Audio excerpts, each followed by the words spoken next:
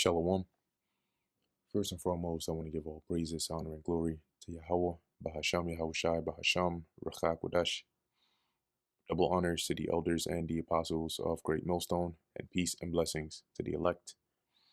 And today we're going to go into the book of Exodus, the first chapter. And as we begin the book of Exodus, at this point in time, right, as we saw during the time period of Genesis, you had Jacob and his sons eventually come to dwell in the land of Egypt and were taken care of at the behest of Joseph. And so them and their basically their generation and their children and their cattle and everything came to dwell in Goshen, right, which was in Egypt. And so now, having been there for a couple of generations, for some while, we now see the setting of the book of Exodus. Now these are the names of the children of Israel which came into Egypt. Every man and his household came with Jacob: Reuben, Simeon, Levi, and Judah, Issachar, Zebulun, and Benjamin, Dan and Naphtali, Gad and Asher. And all the souls that came out of the loins of Jacob were 70 souls, for Joseph was already in Egypt, or Joseph was in Egypt already. And that's why it wasn't mentioned here as those that came with Jacob, because he was already in Egypt. And Joseph died, and all his brethren, and all that generation. And the children of Israel were fruitful and increased abundantly. Fruitful meaning they were, they had a lot of offspring. And increased abundantly, and multiplied, and waxed exceeding mighty. And the land was filled with them. So they started to become like the majority population, right, in the land, meaning they were, by nature, they were strong, but also they were a lot, right, populous. Now there arose up a new king over Egypt, which knew not Joseph.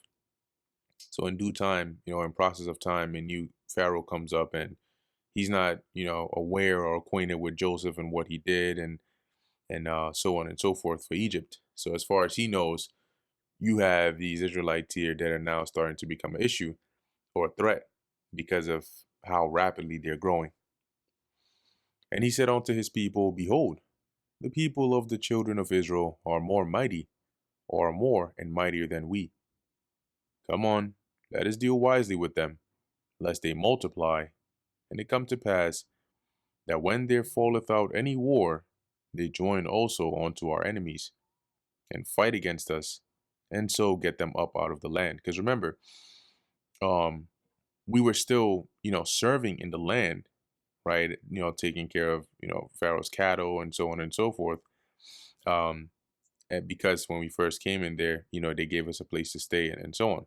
But here, what this new Pharaoh was advising was let's put them into some hardcore bondage, right? Let's really squeeze and as it's going to tell us in the next verse, set up taskmasters over them and really put them to hard work. All right, because with how much they're growing, if we're not careful, if given the right opportunity, they could rise up, even against us. All right, and then basically take all we have and leave. Verse 11, therefore they did set over them taskmasters to afflict them with their burdens. And so they appointed overseers, as it says, to afflict them with their burdens, which were the labors or the labor that they had to serve in Egypt. And they built for Pharaoh treasure cities, Pithom and Ramses. But the more they afflicted them, the more they multiplied and grew. And they were grieved because of the children of Israel. So this started to become alarming to the Egyptians, the rate at which Israel was growing, to the point where it became, like a threat.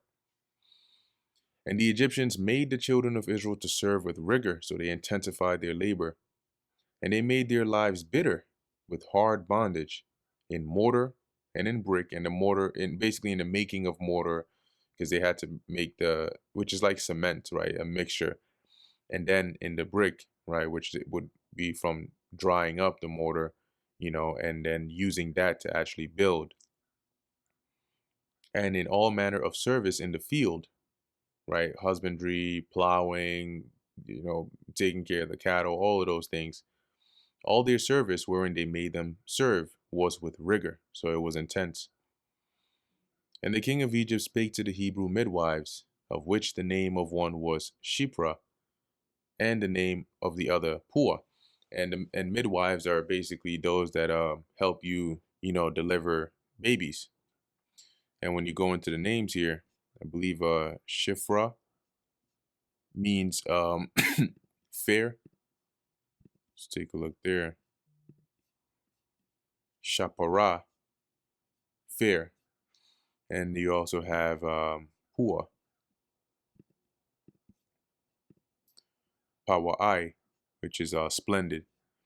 And so, as it says here, he basically orders them because they were the ones who would like help with the deliverance of the babies. So he gave them an order, right? And said, when ye do the office of a midwife to the Hebrew women and see them upon the stools. Now, the stools are referring to if you look up here, a midwife stool, it was like a seating. Oh, here we go, I'll read it. But it helped with childbearing or giving birth. So it says a midwife stool or a birthing stool is a supportive seat used during labor to help people stay upright, using gravity and leverage for pushing, opening the pelvis, and changing positions easily, with designs often featuring cutouts for midwives to catch the baby and handles for support, offering a natural alternative to lying down. Midwives use them to facilitate comfortable, active labor, allowing for squatting, leaning, or sitting upright, and sometimes even backward, aiding for a more physiological birth. And there are different images of what they look like, different forms, but that's basically what it means by the stool. So when it says here, and seat them upon the stool, so representing when they're in labor, right, as they're giving birth. If it be a son, then ye shall kill him. But if it be a daughter, then she shall live. But the midwives fear God, or they feared God, and did not as the king of Egypt commanded them, but saved the men children alive. And the king of Egypt called for the midwives and said unto them, so he started to see, why the men still, they're still alive. What's going on with what's up? So he calls them and said unto them, why have ye done this thing, and have saved the men children alive? And the midwives said unto Pharaoh, because the Hebrew women are not as the Egyptian women, for they are lively and are delivered ere the midwives come in unto them. So basically the Hebrew women are, they're more vigorous, and basically before the midwives even get there, they already have delivered the baby. As it says here, for they are lively and are delivered ere the midwives come in unto them. So before the midwives can even come and help assist them. And this also, you know, hints at maybe this order Pharaoh gave them was sort of not publicly, because if they had, say, public authority to slay the men, then it wouldn't matter if they came late, right, or they came early. They could just take the male children and then slay them. But more than likely, this was probably, him telling them to do it in the process of the birthing, right? Where, I don't know, snap the baby's neck or something. And then that way it wouldn't be, they could just blame it on the process of the childbirth. The baby didn't make it. So it says here, therefore God dealt well with the midwives, and the people multiplied and waxed very mighty. All right.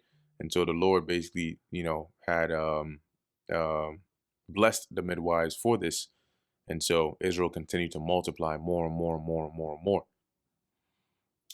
And it came to pass, because the midwives feared God, that he made them houses. And when you go into that, it's basically he, established their households, right?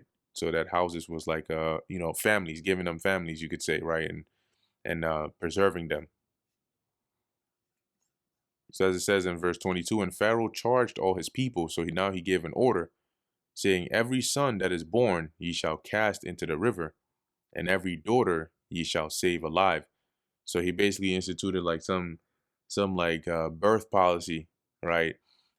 Concerning the Hebrews, that is, to limit the growth, okay, because that's how much they were rapidly populating, and that basically started to put fear in them. And that brings us to the end of the book of Exodus, the first chapter. Lord willing, this was edifying to the elect. In closing, I want to give all praises, honor, and glory to Yahweh, Bahasham Yahweh Shai, Bahasham Rekha Kodash.